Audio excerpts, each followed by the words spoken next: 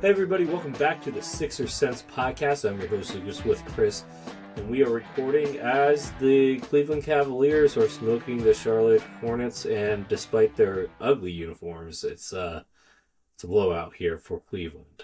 Good for them, but not good for the uniforms.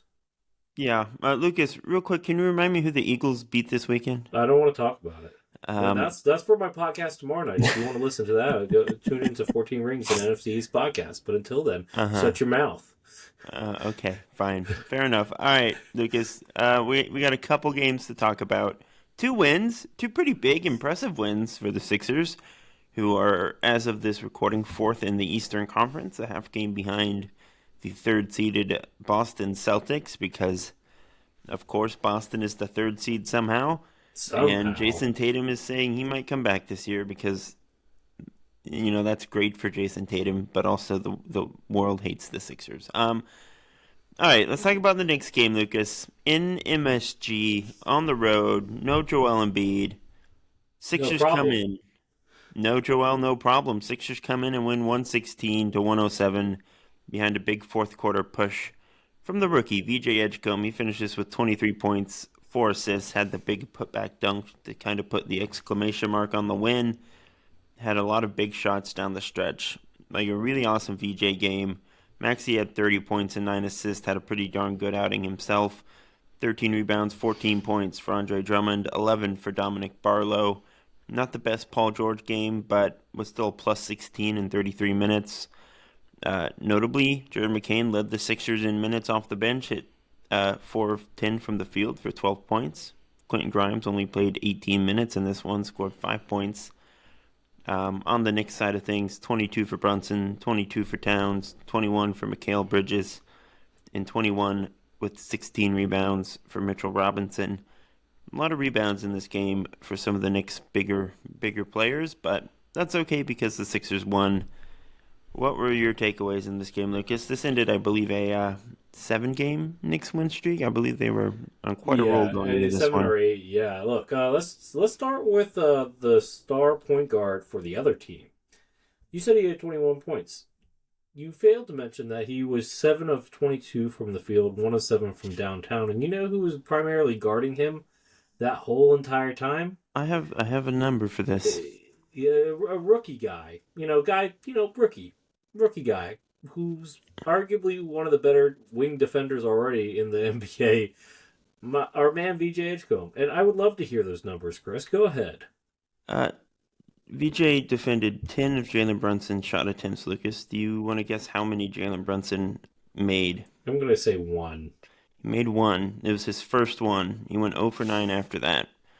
And there's some pretty good highlight tape of VJ Edgecombe locking up Jalen down the stretch. So, yes, that was a very impressive performance on both sides of the ball for VJ, who is really coming into his own defensively as much as offensively these past few games. So he was 10 of 18 in this game. That's not nothing, as you would like to say. It's not nothing. It's 10 of 18, 3 of 6 from... Look, he hit that rookie wall for a couple weeks. He left, he left with injury, came back in, and now he's starting to pick up where he left off. And honestly, you could argue that this starting 5 of Tyrese, VJ, Dom, Barlow, who, by the way, had 11 points, pretty good game for him. Despite having the bad game from Paul George, still was pretty good defensively on his end. Drummond, this is the type of Drummond game that you would love to see on a semi-regular basis. Look, I'm not going to say like this starting lineup has been the most productive, but it feels like that. I don't know that for certain. I don't have the numbers in front of me, but tell me that I'm like, this seems like the team operates the smoothest with the starting 5. Yeah, I would say smoothest for sure. I think Drummond just is a bit easier to kind of fit into the background than Joel. Mm-hmm. Obviously, I think they are probably better overall with Joel there, but I would agree that 4-man group of VJ, Maxey, George, and Barlow is pretty much a lock at this point. I don't think that's going to change this season. And look, I mean, it's been a little bit up and down, but Philly's defense has been really rock solid the past few weeks. They're winning some big games. This team is just kind of good. Like it's a good basketball team. They're deep. They play both sides of the ball. Obviously, Paul George has had a real influence since he's come back. We never know how long that's going to last with this Sixers group, but they're good. This is a fun team to watch. They can beat other quality opponents. They are starting to not fall apart in every third quarter, which is a nice development. Yeah, for So, sure. yeah, I mean, this was a really good win. Obviously, the Knicks are a good team. They just won the NBA Cup. They've been on a roll. That might be the team to beat in the East, depending on your Pistons perspective.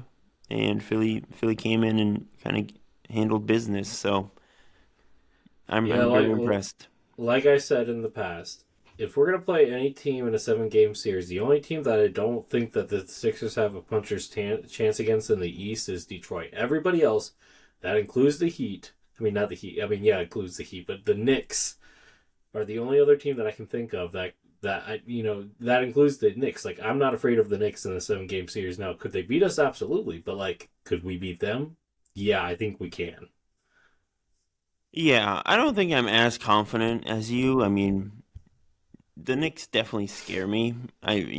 I'm not saying that I don't respect them, and I don't think that they can beat yeah, us. I think they could. I'm depends just on how you saying. define scared. Like most teams scare me just because I'm worried that the Sixers will find embarrassing ways to blow it. But I do think they can beat the Knicks. I definitely think that is a viable ceiling for this team. I would say even like the Pistons are very good. I don't think the Pistons are unstoppable by any means. Like No, I I mean think we played them close despite losing both times. We can play them yeah, close. like I think the East is pretty wide open. And if Philly can stay healthy and get Joel into a rhythm down the stretch and get Paul George into a rhythm down the stretch, kind of thing we've been saying for the past decade. If they're healthy, this team has what it takes to go far potentially. Now, Yeah, the odds of that happening are probably still pretty low, but it does help when you have VJ, you have Grimes, and you have McCain. Hopefully, getting back into the swing of things. You have all this depth. You have a real proper superstar in Tyrese who has emerged. This is not like the same outlook quite that we had last year and the year yeah, before. So yeah. it's Look, nice. yeah, and just to touch on your Joel point, I'm not saying that we can't. Joel's not important. He is, but not so much during the regular season. But when this pace slows down and Tyrese and VJ can't get as many easy buckets in transition during the playoffs, that's when you're gonna need Joel. That's when you're Yeah, gonna because pace slows down in the playoffs, and that's when Joel's gonna shine is during the playoffs if he can be healthy, of course. I agree with that. And look, I mean, Joel has been wildly inefficient so far, and he is still Wildly inefficient. he's pretty much drawing a double every time he touches the ball still. Like he still changes how a defense has to guard the Sixers, so if some of those shots start falling, he's still going to be a really, really impactful player. Uh, but yeah, he is also maybe returning this upcoming week, which is nice. Seems like he's not going to miss too much time with his latest injury. So Is it really an injury or is it just maintenance? it's like a different knee now. Who knows? I don't even know It's what it always is. maintenance, but it's also like always an injury. I think. Mm-hmm. Yeah. I think it's the constant maintenance of an injury. Uh, Well, that's fair. Well, let's go to the other NBA big man known for his injuries, and we're going to talk about the Dallas game now. yeah, Lucas, 121, 114. The Sixers were at home, second night of a back-to-back, handled business against Cooper Flag, Anthony Davis, and the Mavericks. 24 points in this game for Anthony Davis with 15 rebounds and a block. Cooper had 24 points, 4 rebounds, and 3 assists. 22, 9, and 4 with a couple steals for Najee Marshall.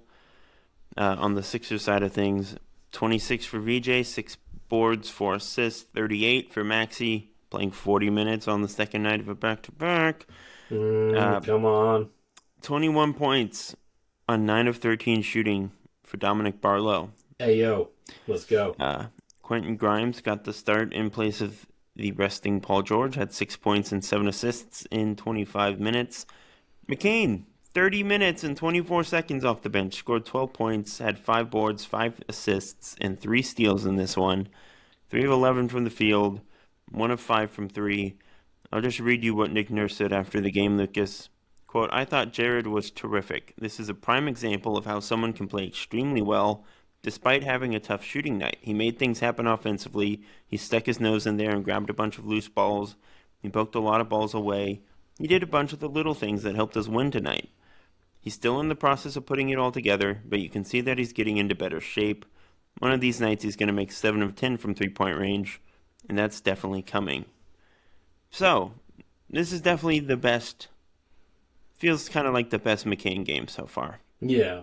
How are you feeling about the state of Jared McCain right now? I think the bigger tell is Nick Nurse. Not so much Jared's play, but the fact that Nick Nurse believes in him. Because I think it's fair to say that most of the fan base didn't know if Nick Nurse actually believed in him until that quote, to be completely honest. So that's good. But Chris, you buried the lead. The Dembona made a 3. He did. He did. Shout out to He made Dem. Him and Andre Drummond So become did stretch Andre, fives. who is, as we were discussing before the pod, a 41.7% three-point shooter at this point in the season.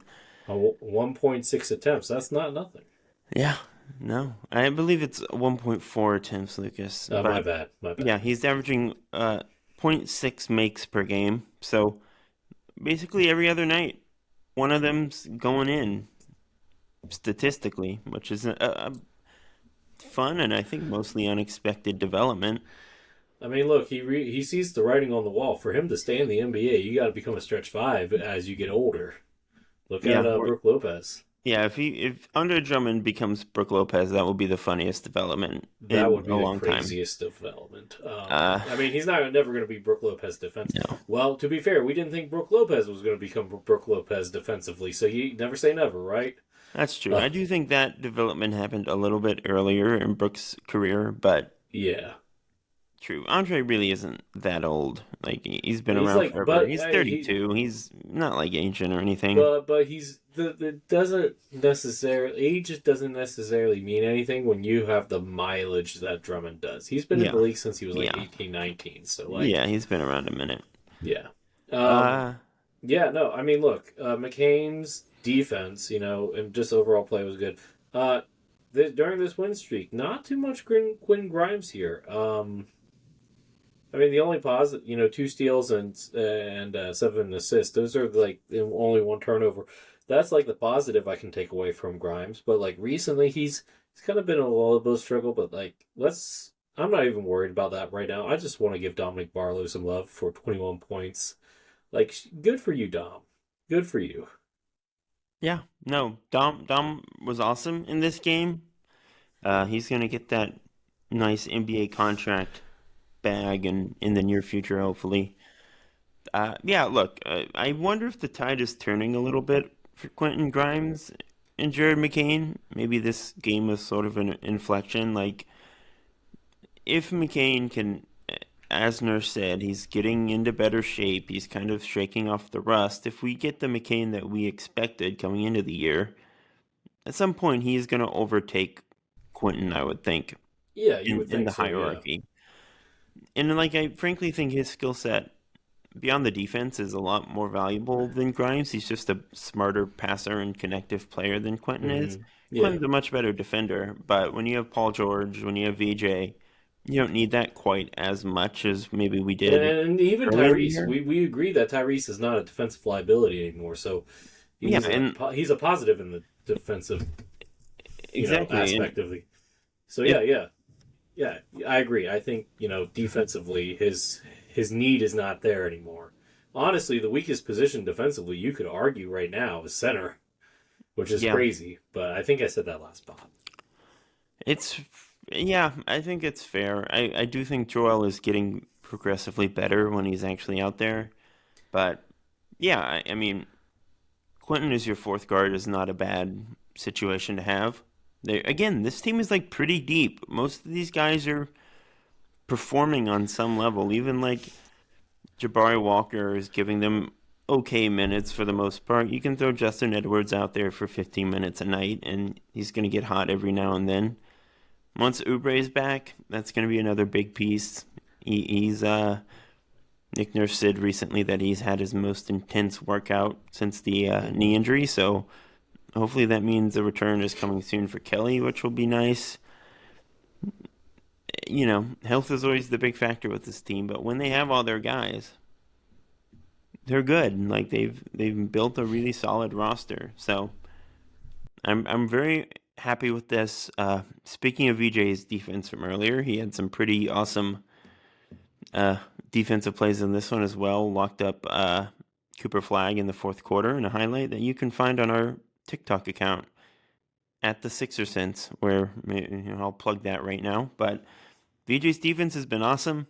How are you feeling about his standing in the Rookie of the Year race, Lucas? Well, I hate to say this, but I still think it's Con Knuckles to lose right now. Now, what, has he been struggling lately and I just missed it? Or he hasn't been struggling, but I would say that Cooper has been making up ground. Yeah, that's what I was going to say. Cooper's still making up ground. I think VJ's solidly in the third spot. I think he's going to get third. I don't think he gets much high. I don't think he drops. I don't think he'll get higher or lower. I just, unless like something terribly wrong happens with the Sixers, like I just don't see him getting Rookie of the Year at this point because he's not going to have the counting stats for it. Mm-hmm. But honestly, like him not winning Rookie of the Year is not a big deal to me because what I'm seeing here is that he still has the most upside out of anybody, almost anybody in the top 5 or 10. Like I still think he has higher upside than Knuckle. Flagg, that's debatable, right? But it's a debate. Queen, maybe. Queen has been playing out of his mind. Yeah, so I was gonna say this might be one of the best rookie classes that we've had in a long time. Yeah, I would agree. It's an awesome class. I don't know if I would say that VJ is solidly in third because of how well Derek Queen is playing. Yeah, Derek Queen. You know what? If Derek Queen takes over, I don't even hate it. I don't. Because Derek He's Queen, awesome. They deserve something good in New Orleans. Look, like the trade was awful, but Derek Queen is like making that trade. It's still like let me put it this way. It's like a ketchup stain, but then you're wearing the Michael Jackson's Thriller jacket with it, so it's not as noticeable. But it's still there, and people notice it. You know what I mean? Yeah, that's fair. Derek Queen is the Thriller jacket. That's a quote. That's a quote right there. But no, Derek Queen is like, he kind of reminds me of Boogie Cousins a little bit. Like, is that crazy to say? Maybe not as good of a defender or rebounder, but like the offensive play style reminds me of Boogie a little bit. Boogie was never a great defender. He was solid enough, but the rebounding, obviously, Derek Queen needs to improve. I think Queen will be solid enough on defense. Notably, Jeremiah Fears is also averaging 15 points, 3 assists. I don't know if he's just gonna. I need to see more. Like, great, you can score. What else can you do now? I don't know, man. Weren't you guys the ones who wanted Trey Johnson to be a top 5 pick? Okay, that wasn't me. Whoa. I don't think that was you. That might have been. That was not me. That was Michael. Shout out to Michael. Hope you're doing well at your new job. Get some strays for you here, though. The other. We love Michael. The other one in this conversation is Dylan Harper, who got hurt early, so he hasn't played as many games. But he's really good too. But I just think that time missed is going to hurt him in the race. He had 24 points in 23 minutes against Washington the other day. He had 22 in 21 a few days before that. Let me jog my memory on which team that was against. 21 points or 22 points in 25 minutes against New Orleans. Maybe not the best competition, but he is, against Orlando. 16-5-5 in 22 minutes against Orlando is nothing to scoff at. He gets to the rim whenever he wants. He's a really good player. And he's basically the third guard option on that team as well. Yeah, so like he's somewhat limited in his opportunities, and he's taking full advantage of them. I still am pretty confident that Flagg and Harper will be the first and second best player from this class, if I had to guess right now. I think Khan and VJ is an open debate at 3 as far as I'm concerned. With Queen, I think those 3 you can all sort of lob together. Depends on your preferences, but and Colin Coward, which I mean, obviously he's not going to get a lot of love, but like he was really too. good out of the gate. Cedric Coward. Sorry, not Colin. Colin is a sports analyst. Sorry, Cedric. Yeah, his shooting is kind of fallen off a bit, which is understandable. I would say that like Ryan Kalkbrenner still deserves some love. Oh yeah. Oh, and I want to shout out the Sacramento Kings rookie. Okay. The center for the second round pick. What's his name? Maxime. Yeah. Renaud. Yeah. He has been playing so good. He's been very good. He had 29 points and 11 rebounds against Portland in overtime the other day. Played 37 minutes. Played 37 in OT against Houston yesterday on Sunday. Had 12 points and 14 rebounds. So he's gonna. I think he might. Domas is hurt. He's gonna play a lot. Like Domas. Like, okay, who'd want Domas? But like, we've already been through this. I know Boston or someone else. Probably Boston shooting themselves in the foot. Yeah, Reno's good. I would imagine that's more of like a second team all rookie candidate, but there's still a lot of season left to play, so you never know. It's certainly possible for him.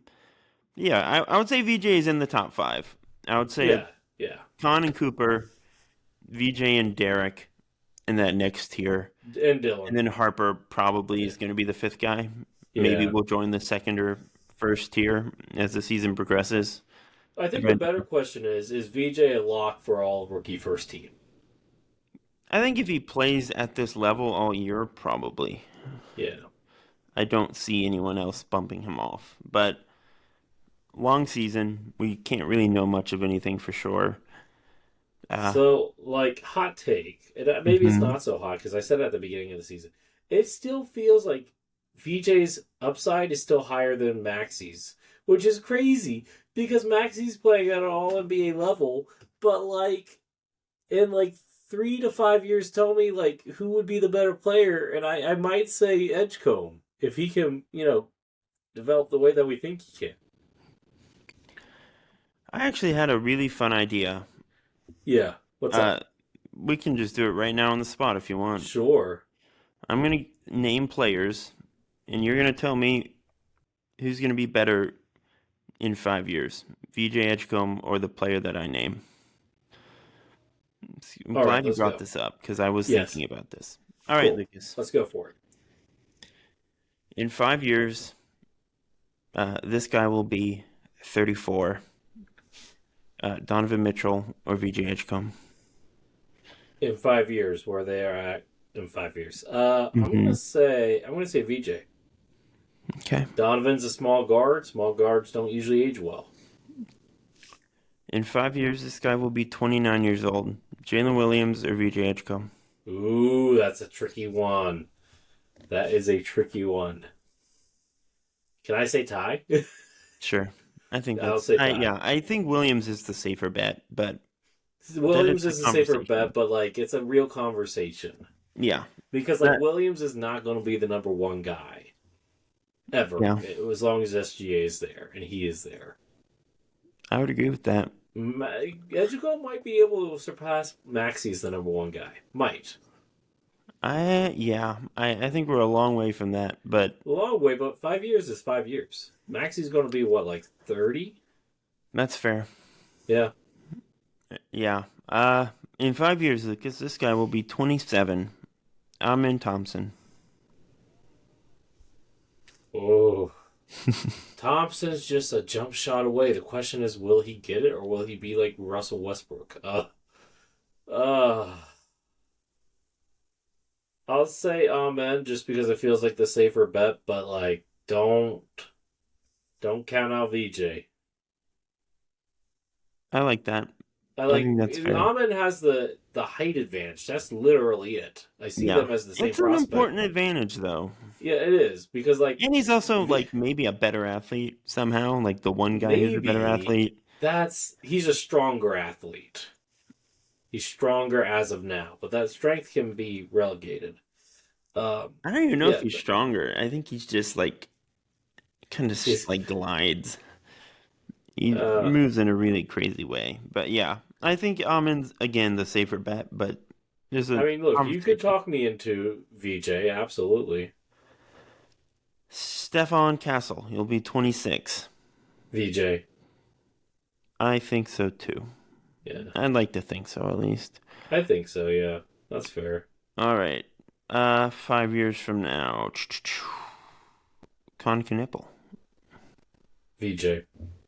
Okay. I think Con has a ceiling because of the lack of athleticism. Sure. I think that's fair. All right, let's do a couple more here. If there's anyone interesting on the list I'm scrolling.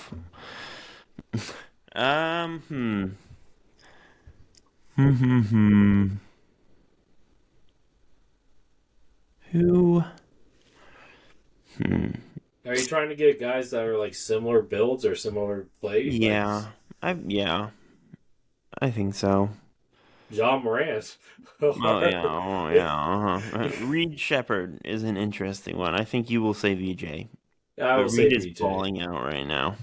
Reed is a very efficient shooter. That's really good for him. I don't think that's all he does, though. I mean, that's he's a secondary playmaker. Oversimplification. I mean, look, if Reed played in the NBA 10, 20 years ago, he wouldn't even be thought of as a point guard. He'd just be thought of as a small shooting guard, which is fine. Sure. VJ would still be a shooting guard. A very good one. Yeah, that's fair. Can't argue with that. Did you wear that hat to troll me? Yeah, I bought this like yesterday. Just for troll you. Me. Okay, all right. No. I've been looking for this hat for so long. I haven't been able to like find a proper hat like this. I don't know why. You think it'd be everywhere? Like I don't think it'd be PC for me to wear my team's throwback logos. Yeah, no, I don't think you should. Is that it? Okay. Is that all you got? I don't know. Scoot Henderson? No, Scoot Henderson? I should have prepared more. Yeah, I think we can revisit this. We can revisit. How about we do this next time with Maxey?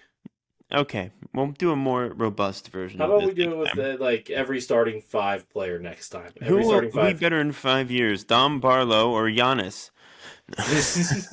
Dom Barlow. Okay. All right, Lucas, are you ready to transition to our conversation topic of the week? Or it's not anything. No, I mean, we're going to record again on Wednesday. Of the podcast episode. Yeah. Let's do that. All right, Lucas. Speaking of our new TikTok account, I posed a question on it, asking who the most surprising Sixer has been this season. I would like to get your answer to that now. So I think the easy answer, and I'm going to go for the low-hanging fruit here, is Dominic Barlow. I mean, look, was pretty much unassuming in his stops with the Spurs in Atlanta. I talked to a reporter in San Antonio about Dom Barlow a little bit. They saw the talent, but I'm not going to say that, but there was something stopping Dom. Dom was stopping himself from getting to where he needed to get. Clearly, that's not the case in Philly. He's getting his opportunity. He's making the best of it. Clearly, he has talent as a glue guy. And I think, on a 2-way contract, none of us were expecting him to be we were like, oh, crap, he's going to be a starter. Not, yeah, he's our starter. That I think that's like the real thing here is that like nobody expected him to be like a good player yet again like the ideal starter in the starting 5, because guess what? He doesn't need the ball, Chris. He's like I hate to use a Boston Celtics reference, but like he's our Kendrick Perkins in this thing. Like, he doesn't need the ball. He can just be like do all the dirty work, and I love that for him, and I love that for us.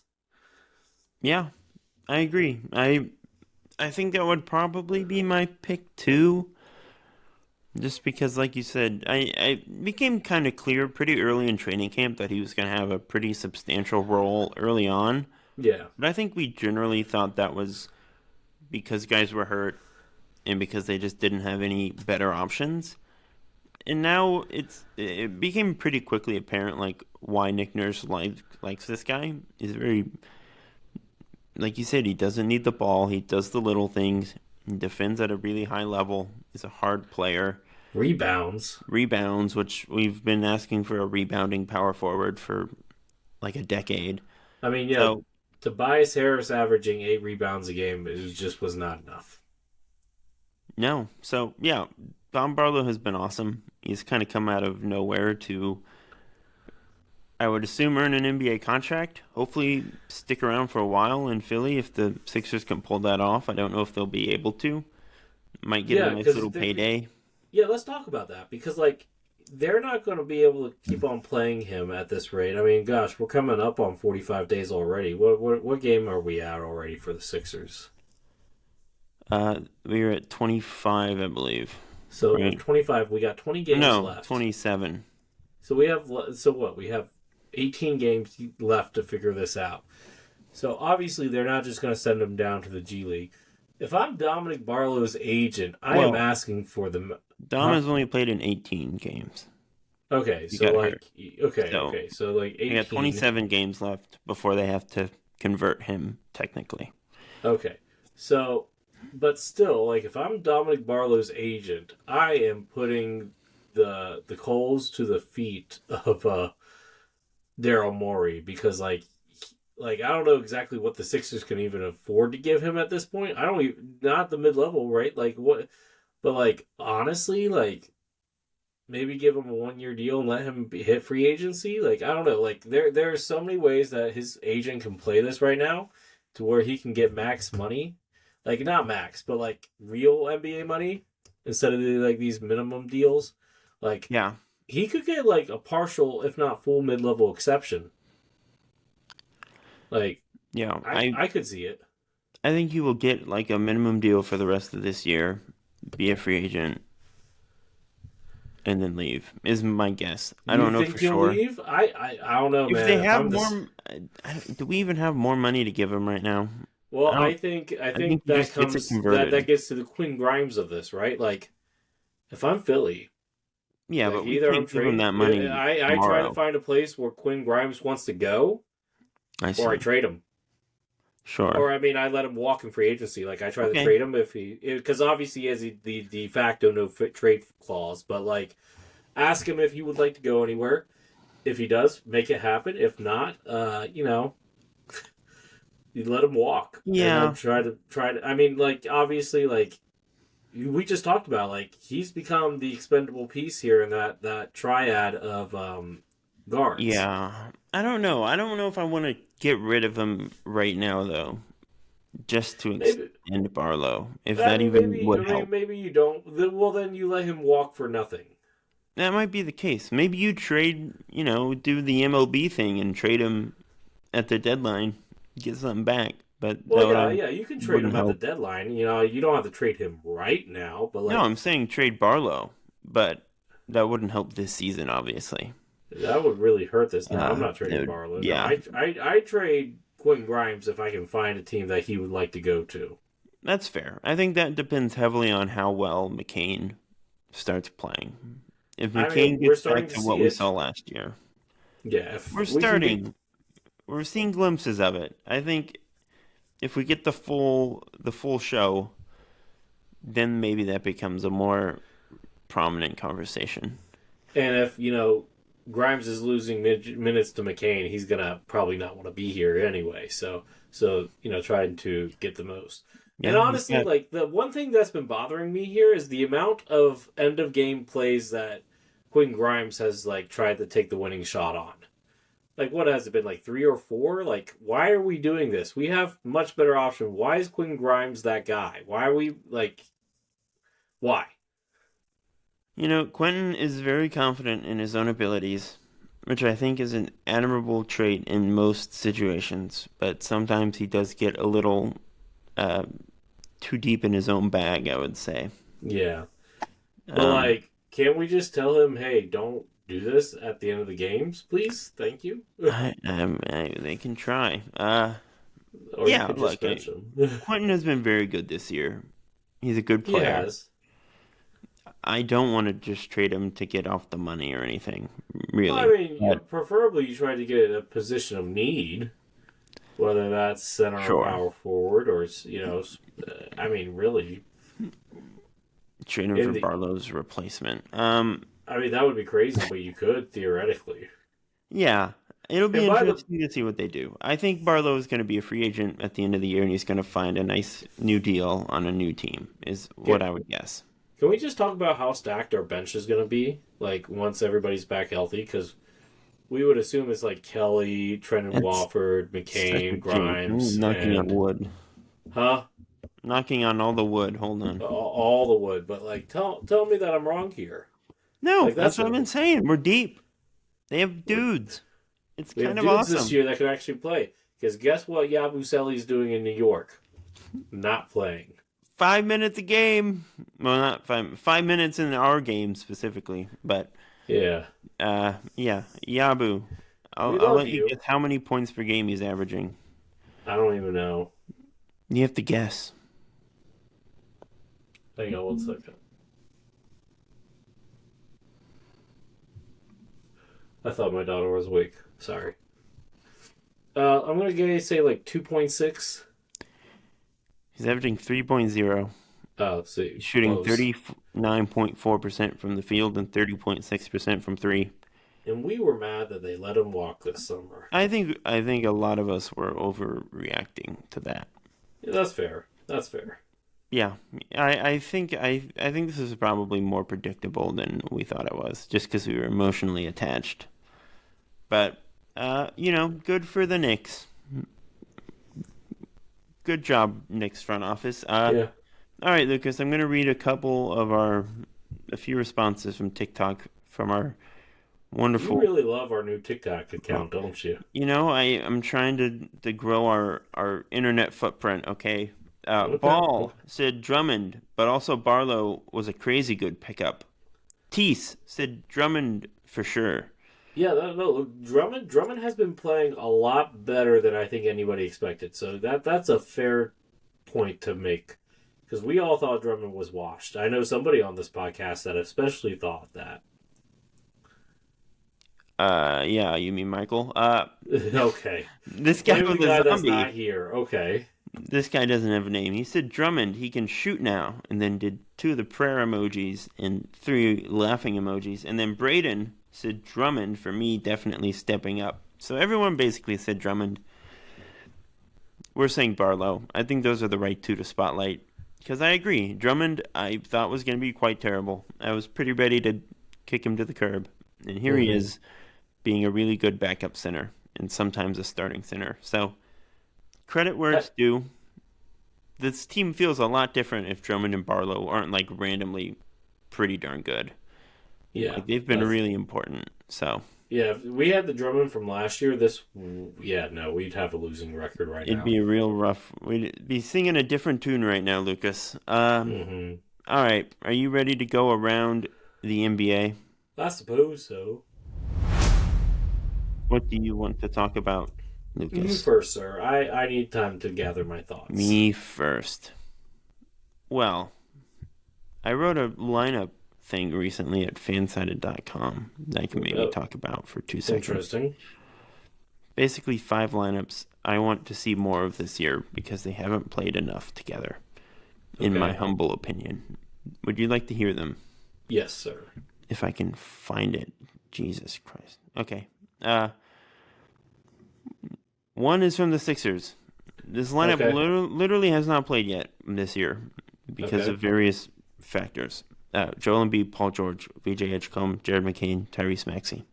Really? Not once? Seems so simple. We just need to get everyone healthy and to actually play McCain. From the Spurs, Dylan Harper, Stephon Castle, Devin Vassell, Keldon Johnson, and Victor Wembanyama. This group has played 42 possessions this season, and the numbers are quite crazy. I don't have them off the top of my head right now, but Oh no, yeah. Anyways, they need to play Harper more as the general point. He's in the 100th percentile for the amount of attempts he's taking at the rim for a guard. 57% of his shots are at the rim. It's kind of nuts. So Mm-hmm. more Dylan Harper would be good in my opinion. For Orlando, I said Jace Richardson, Anthony Black, Noah Pinda, Franz Wagner, and Goga Batadze. Because A, I think both their rookies are really good and not playing nearly enough. And B, because the rest of that lineup rounds out quite nicely on defense. Franz is out for a while, though. Yes, Lucas, I know. We won't be able to see this until he's back. Okay. Obviously. But yeah, no, Pinda's been like really good when he plays. He just hasn't played much. Same for Jace. Batadze is like kind of secretly their best center. He's the most physically imposing of the three. Yes. I would say that. I don't know if I would. Defensively, yeah. Defensively, he's their Wendell best has more fun stuff to do on offense. And Franz just spaces the floor the best, and he's related to their best player. Yeah, he is their best player. My other one... No, not Franz. Sorry, I meant Mo. Is Mo back yet? I don't think so. Okay. I could be wrong. Anyways, Charlotte. A lot of these are just me being like, play your young guys more because I am who I am. But it was Kalkbrenner, Salon, their lottery pick from last year, Sion James, Con Knippel, and LaMelo Ball. I heard that groan, Lucas, and I have thought the same way about Salon in the past, but he's shooting 47.4% on threes so far this year. Is he only been playing 15 minutes a night, but like he looks better than he did last year by a large margin. Let's see if I have the stats here.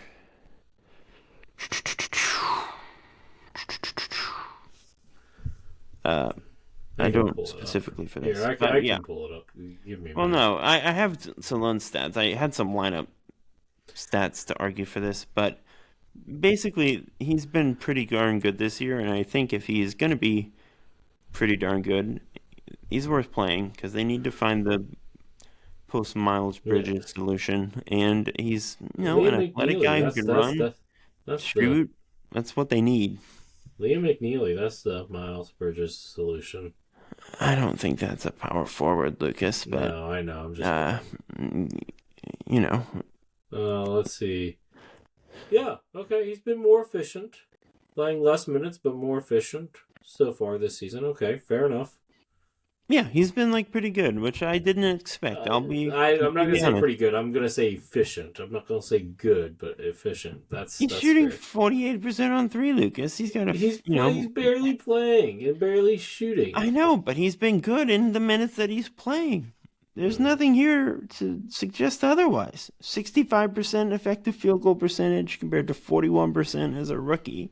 Can we just talk about Can we just talk about how the fact is that Josh Green has not barely even played, but he's actually a pretty good role player when he does? Yeah. It's interesting. I would be interested to see him in a different situation. Yeah, he's not going to get playing time there with all those young guys. Trey Mann, also shout out to him. He's a fun guy to watch. He is fun. Brandon Miller. Former OKC guard. Yeah, Brandon Miller finally starting to get his legs under him this season, too. Hope that works out. Yeah. Charlotte's a lot of fun, really. I want the best for them. Last lineup here, just quickly, Lucas, was Derek Queen, Zion Williamson, Trey Murphy III, Jordan Hawkins, and Jeremiah Fierce. Again, play your rookies. Put shooters around them. That's a fun lineup with only one defender in that group. Look, Lucas, the Pelicans have like 2 wins. They're not going to defend anyone. They just need to score all the points. I'm just saying. I said I want to see it. I didn't say this was the lineup they need to play 35 minutes a night, okay? Okay, fine. I just said this would be fun. It might be fun. Doesn't that sound fun? Yeah, I feel like the Pelicans have all these great young players, but they don't know what to do with them. Though, I don't even know if that's really... Because, I like the interim head coach. What's his name? James Borrega. He did good in Orlando before he got kicked out. As good as anybody could be expected. Yeah. Sorry, you're right. Yeah. Yeah. He was Orlando, right? Not Charlotte, right? No, yeah. It was in Charlotte. He's Oh, it's in Charlotte. Charlotte. Okay, Yeah. yeah. Yeah, I like Borrego too. He's a good coach. Yeah. New Orleans is a very sad state of affairs, but their Queen and Jeremiah fears are very fun. So I'm happy for them. Yeah. What No, do you that's want to talk fair. about, Lucas? Uh, can we just talk about how, like, according to like all the stats, advanced and regular stats, that like half, like the first like defensive all NBA first team should probably like the defensive all defensive team first team should probably be like at least three, if not four, Thunder players. Sure, you Because probably should be. like honestly though, like they're missing like half of their team, and they're like tied with Memphis, who's been on a tear as of late. Just want to note that. And despite starting Jock Landell at center, because Zach Edey's out again with injury. Yeah, I miss Zach. I miss Zach too. He's fun to watch. He's good. I was part of the group who called that. I was pro Edie. I'm glad that I was on the right side of history. Yeah. Also, just want to talk about the year of Dylan Brooks. 28th in scoring in the league right now, 21.7 points per game. Is this the Dylan Brooks that we were expecting to see in Memphis before he got injured and then Desmond Bane came into the picture? Because that's kind of what's happening here. Yeah, look, he's taking a lot of shots. He's efficient. He's not really that efficient. He's 45 from the field, 33, a little low on three-pointers, but not unreasonably low. Yeah, it's like 52% effective. He's good. He's not like some dominant all-star scorer or anything. I mean, that's fair, but like he is an all-NBA defender, scoring 21 points per game. So yeah, let's give the man some love. I'm still hearing rumblings about Zach LaVine going to Milwaukee being a buyer, which is absolutely nuts. They just need to cut the cord. They won't, but they should. I can understand, like, if you need to do something to keep Giannis, you gotta do it. You have one first round pick. That's it. One first round pick. And you're going to trade Zach LaVine for it or Ryan Rollins for it? Come on now. I don't think you have to trade a first round pick to get Zach LaVine. I honestly don't know if you have to.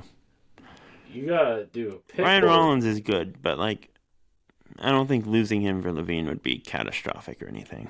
I mean, it's your only building block for the future. LaVine's what, like 29 now, and has never been on a winning team outside of that. It might just be season. swapping bad contracts. You can probably get off of Kuzma.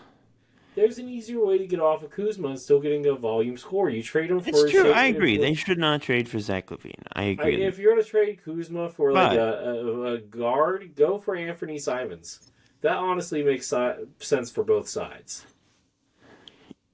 I understand that. I'm just saying I understand, like, from Milwaukee's perspective, you kind of do have to do what you can to convince Giannis to be happy, you know? Or you, yeah, I get that. I just, They don't control their picks all the way, so tanking is going to be hard. He's, like, their number one. You could get half of your picks back if you trade him to Atlanta. That's true, but he also makes you a lot of money. There's always a business side of things. I understand the thought. I agree that LaVine is probably not their best use of resources, but I would understand them trying to get another guy if they can. And they do have limited resources, so it's going to be hard to get a really good number two, but what are you going to do? So you want to hear something crazy? So, back in the day, and I don't want to sound like an uncle when I say this, but back in the day, all point guards everybody outside of LeBron James was like a normal sized point guard, not oversized, more like leading the league in assist. Now this is just a little like problem that I have personally, but you want to know who the top 5 guys who are leading the league in assist are? Sure. Nikola Jokic. Yep. Center. Cade Cunningham, point guard, but like 6'7", not Josh Giddey, a 6'8" point guard. Luka Doncic, a 6'7" point guard. James Harden, who used to play shooting guard until like the last 5 or 6 years of his career, who's like 6'5", I Jalen mean, Johnson, hmm, and James. then the well, go Yeah. ahead. No, I was gonna say, James has always been a point guard. Yeah, I don't know about At that. least since he got to Houston. He just played with another point guard. Okay, fair enough. But like, okay, so the first like quote unquote traditional point guard who's seventh in the league in assist is Davion Mitchell. Shout out to Davion Mitchell, who's quietly having a really good year. Like, this is gosh, he's a really good defender. We can both agree on that. He's Yeah.